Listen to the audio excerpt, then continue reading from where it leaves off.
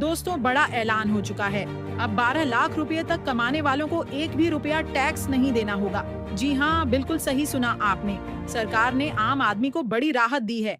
नई tax slab में गरीब और मध्यम वर्ग को फायदा और ऊंची आय वालों से वसूली सख्त। जीएसटी में कटौती, किसानों को राहत और नौकरी पेशा लोगों के लिए छूट। यानी इस बार का टैक्स सिस्टम है सीधा, सटीक और जनता के लिए फायदेमंद।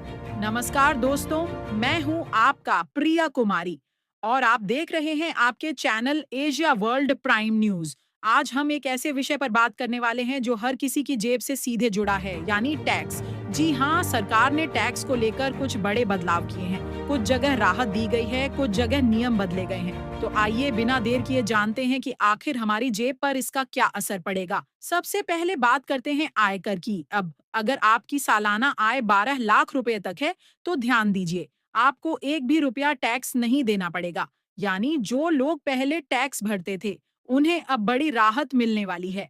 नई स्लैब कुछ इस तरह है: 0 से 4 लाख कोई टैक्स नहीं, 4 से 8 लाख सिर्फ 5% टैक्स, 8 से 12 लाख 10% टैक्स, 12 से 16 लाख 15% टैक्स, 16 से 20 लाख 20% टैक्स, 20 से 24 लाख 25% टैक्स और 24 लाख से ऊपर 30% टैक्स। यानी सरकार ने कोशिश की है कि मध्यम वर्ग को राहत मिले और ऊंची आय वाले लोग ज्यादा योगदान दें। अब आते हैं नौकरी पेशा लोगों पर।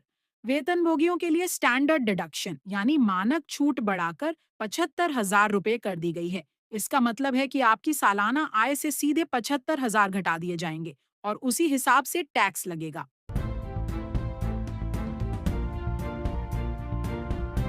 स्पष्ट है कि इसका सीधा फायदा नौकरी पेशा और पेंशन धारकों को मिलेगा। अब बात करते हैं रीबेट की, यानी कर में सीधी छूट की। अगर आपकी कुल आय 12 लाख रुपए तक है, तो आपको टैक्स स्लैब देखने की जरूरत ही नहीं, क्योंकि सेक्शन 87A के तहत सरकार ने साफ कह दिया है कि 12 लाख तक की आय पर टैक्स पूरी तरह माफ है। यह कदम वास्तव में मध्यम वर्ग को राहत देने वाला है। अब बात करते हैं उन लोगों की जिन्हें बार बार छोटे छोटे भुगतानों पर टैक्स कटने से परेशानी होती थी। सरकार ने टीडीएस यानी टैक्स डक्टेड एट सोर्स और टीसीएस यानी टैक्स कलेक्टेड एट सोर्स के नियमों को आसान कर दिया है। किराए पर टीडीएस की सीमा बढ़ाई गई है।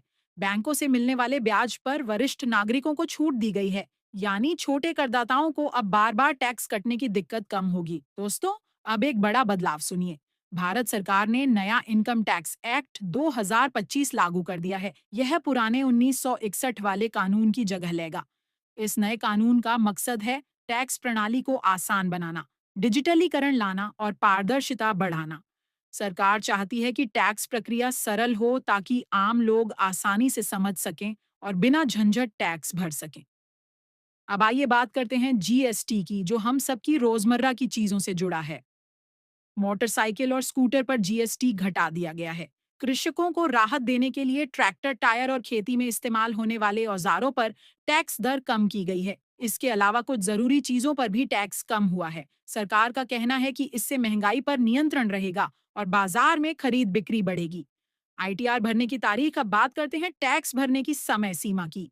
पहले आखिरी तारीख जल्दी आती थी, लेकिन इस बार सरकार ने समय सीमा बढ़ाकर 15 सितंबर 2025 कर दी है। हालांकि अगर आप इस तारीख के बाद फाइल करेंगे तो लेट फीस लगेगी और कुछ टैक्स लाभ भी छिन सकते हैं। तो बेहतर यही होगा कि समय पर रिटर्न भर दें। 12 लाख रुपए तक की आय वालों के लिए टैक्स पूरी तरह खत्म, नौकरी पेशा और वरिष्ठ नागरिकों को छूट और राहत, किसानों और आम उपभोक्ताओं के लिए कई जरूरी सामानों पर टैक्स कम। यानी इस बार की टैक्स नीति का मकसद साफ है: आम लोगों को राहत और टैक्स व्यवस्था को सरल बनाना। तो दोस्तों, ये थी टैक्स की पूरी कहानी। अब देखना यह होगा कि आने वाले समय में इन बदलावों का असर हमारी अर्थव्यवस्था पर कैसा पड़ता है। क्या इससे सचमुच आम आदमी की जेब पर बोझ कम होगा, या सरकार को राजस्व की चुनौती का सामना करना पड़ेगा? ये आने वाला वक्त बताएगा। फिलहाल इतना ही। मैं हूं आपका प्रिया कुमारी और आप देख रहे थे आपके channel Asia world prime news. धन्यवाद और नमस्कार।